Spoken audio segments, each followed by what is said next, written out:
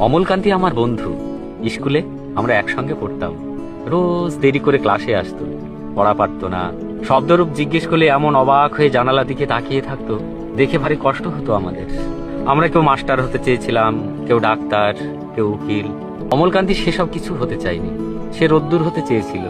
ক্ষান্ত বর্ষণ, কাকডাকা বিকেলের লাজুক রোদ্দুর, জাম আর জামরুলের পাতায় যা নাকি অল্প একটু হাসির মতো লেগে থাকে। আমরা কেউ মাস্টার হয়েছি, কেউ ডাক্তার, কেউ উকিল। অমলকান্তি রোদ্দুর হতে পারেনি। সে এখন অন্ধকার একটা ছাপাখানায় কাজ করে।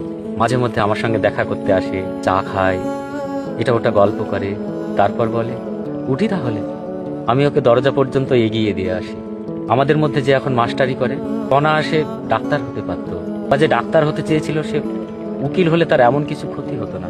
অথচ আমাদের সকলের ইচ্ছা পূরণ হলো, অমলকান্তি ছাড়া। অমলকান্তি রোদ্দুর হতে পারেনি।